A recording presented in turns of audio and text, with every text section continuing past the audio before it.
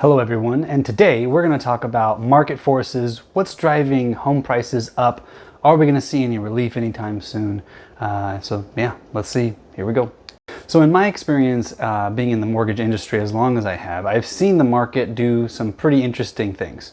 The ups, the downs, the interest rates being kind of monkeyed with by the Fed, market pressures that change certain things. Now there's a lot of moving parts, so there is no just real simple, easy answer, but this is as simple as I can kind of make it just from what I've observed. I'm not a market expert.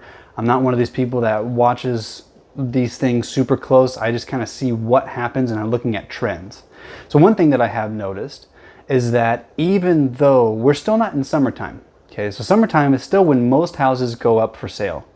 But since, everything had shut down for a long time and there wasn't a lot of home building going on because of restrictions and then material supplies and things like that, there aren't a lot of new homes being built. There are some being built out there, but not nearly as much as normal. Usually you have a supply and demand push and pull on the housing market. But sometimes, like before the bubble popped, when you see 05, 06, 07, 08, that whole window in there where things were kind of setting up to get weird, you had a lot of homes being built, especially like in California or along the coasts. And even though they were building more and more houses, they were charging more and more money for them. Now, what normally happens when you build a bunch of houses is you've just increased supply, which usually lowers demand, and then you have market forces that are pretty normal. So you don't have prices just going up and up and up, because as you increase supply, the prices should actually mellow out or go down because now there's not as much of a demand. Pretty normal economic stuff. But what happened in California was that the builders were pushing the prices up and up and up as they kept building houses, and that's when they started building, McMansions, where they were building these gigantic homes on almost no land, within an arm's length of each other.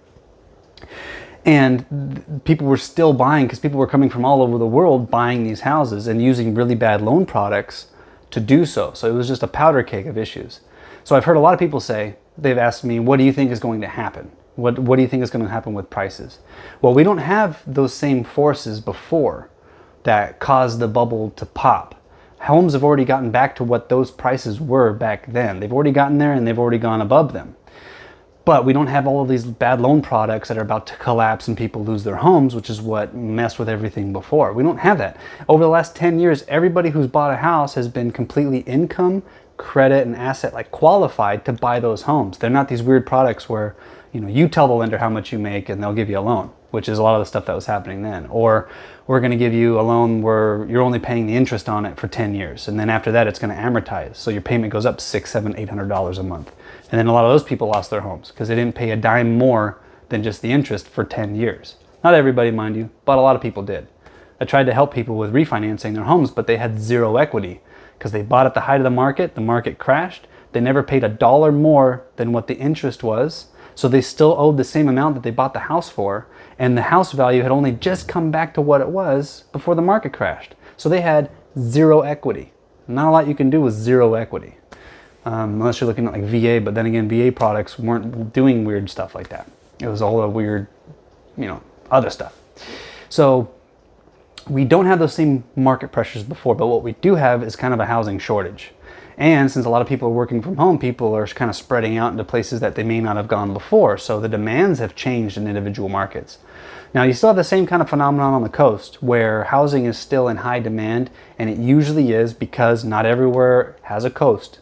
Not everywhere has great weather, so there's more people being driven to these areas. So the coasts get kind of a special treatment as to the housing market goes. Now you have a lot of people from California and New York that have left the state that are going to other states. That's going to drive up prices.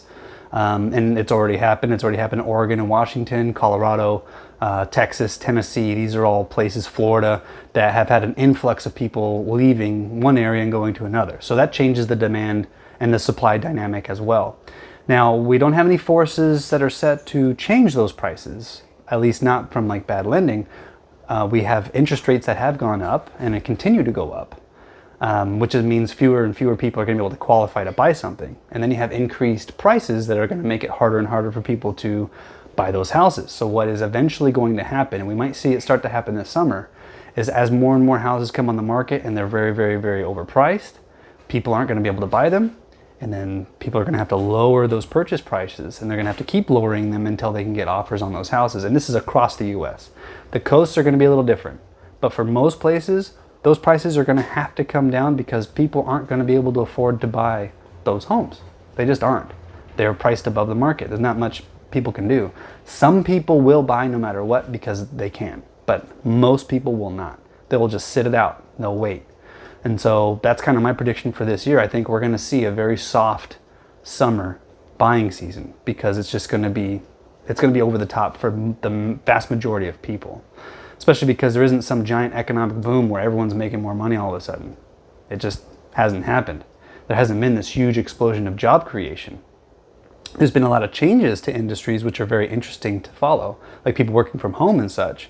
But you have a lot of people that are being forced to go back to the office, and that's changed dynamics. So a lot of forces out there, but that's kind of my prediction, is that this summer is going to be a little bit lukewarm at best, I think, as far as buying seasons go. The interest rates are just going to be what they are. But unless people will lower their purchase, what they're going to sell their homes for, until we start seeing that happen across the board, I don't think it's going to be much help to most first-time home buyers. It's mostly going to be people selling a home and buying a home. They're going to get top dollar for the house they sold, and they're going to pay top dollar for the house they're buying. That's going to be the majority of what we see moving around this summer. So anyway, just wanted to share my thoughts. I've seen these things happen cyclically a few times since I've been in the industry, and that's kind of how it plays out. So if you have any questions or comments, please leave them down below. Like the video, subscribe to the channel if you haven't, share it with anyone you think might find it interesting who's looking to buy this year. But yeah, let's get a dialogue going. Let's keep talking about it, because I think it's going to be an interesting year, and we'll see how it goes. All right, that's it. Peace.